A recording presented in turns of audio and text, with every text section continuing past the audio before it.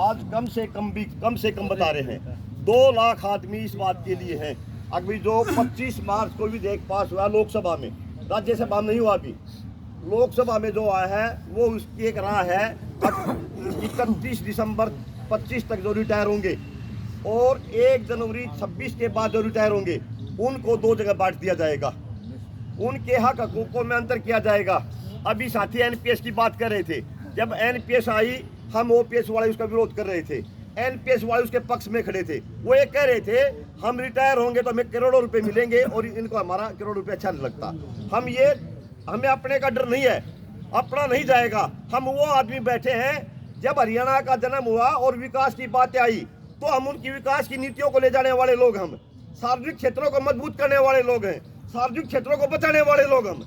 1 जनवरी 26 के बाद रिटायर होंगे उनको अलग तरह के सतबाग दिखाए जाएंगे, हम आपके लिए ये करेंगे, मतलब हम में से ही 2 भाग करने की कोशिश की जाएगी। यदि हम उनको अलग नहीं होने देंगे, यदि एनपीएस को हम अलग नहीं होने देते, एनपीएस हमारे खिलाफ लड़ रहा था, अभी ओपीएस वाले ना हमारे पैसों पर डाका डाल रहे हैं। यदि हम 1 जनवरी 26 के बाद जो रिटायर होंगे उनको अलग नहीं होने देंगे तो किसी सूरत में हमारा ये हक छीन नहीं सकता।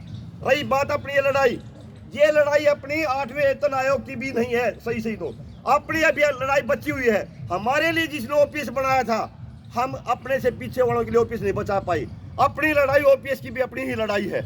जब अब ओपीएस की लड़ाई अपनी है तो इसका हम 8वां वेतन आयोग की लड़ाई अपने आप में मजबूती से लड़ रहे हैं। साथियों बिल्कुल कम नहीं है, कमजोर नहीं है। हम तो मानते हैं बलबीर सिंह के अध्यक्षता में तो कई साल यहाँ रिटायर तो 3 साल हुआ है, कोशिश कर रहा था देवंदर नहीं हुआ था, मैंने मेंबर बना लो। मेंबर बनने के लिए पहले परीक्षा देनी पड़ती है, मैंने 2 साल परीक्षा दी है, जब पास हुआ जब हुआ है पास हो जाओगा, 5 का बात बने कोई नहीं, न्यूट्रल जाएगा कर जाकर जिला प्रधान बन जाए तो नहीं बनाओगा मेंबर भी। कई तरह की चीजें सोचनी पड़ती है। हम तो चाहते हैं जब यहाँ ज्ञापन दिया जाए तो ब्लॉक का प्रधान यहाँ खड़े होना चाहिए था उनके साथ में। ब्लॉक का प्रधान जो यहाँ आया है वो ज्ञापन में साथ होना चाहिए था। कई चीजें ऐसी हैं हमने ध्यान करना पड़ेगा, लड़ना पड़ेगा। लड़ने के लिए अंदर से मजबूत होना बहुत जरूरी है और मजबूती के लिए पद की कोई महत्व नहीं है। काम जो करेगा समाज के लिए काम करेगा वो आदमी आगे बढ़ेंगे, इसको रोक देगा। सरकार की क्या हिम्मत है? 20 दिन सच्चाई से लगेंगे। अभी हेडमास्टर राजवीर जी कह रहे शायद चले गए, पेंशन समाज से चले गए शायद, हम उनका भी स्वागत करते हैं, लेकिन कहने से नहीं। हम कितने घरों में जाके नोटा दे के आए भाई 26 का वो है। पहले जो नेतृत्व करता है, नेतृत्व को 24 घंटे पसीना बहाने के बाद उनकी 5 मिनट की आशा करनी चाहिए। हम 5 मिनट पसीना बहा के सोचेंगे अक्सर भी निकल के आ जाएंगे। शायद सोचने में गलत हो सकता मैं भी गलत हूँ कहीं ना कहीं।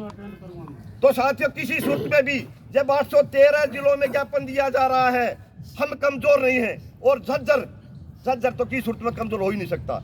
यहाँ जिसने लड़ाई लड़ी है, यहाँ पटवारियों का आंदोलन था, एसकेएस के मंच पर सरकार के विरुद्ध जीत के उठे थे। जो सरकार के पक्ष में लड़ा वो हारा है, चाहे वो किसी कर्नल का आंदोलन हो चाहे पीटीआई का आंदोलन हो। अच्छे आंदोलन चलते हैं और झज्जर की धरती से जो आंदोलन रह जाता कभी हार में नहीं जाता। तो हम बिल्कुल हम अग्रणी रहेंगे। 8वें वेतन के लाभ हम सबको दिलाएंगे, बचाएंगे। कुछ साथी कह रहे थे आज भाई ये तो हो ही नहीं सकता, हमें मिल गया। मैं भाई ये कोई ये नहीं है, प्राकृतिक नियम नहीं है भाई, सूरज पूर्व में लग रहा है तो लग रहेगी। ये जो लिखित की चीजें हैं कभी लिखित के बदलाव किया जा सकता है।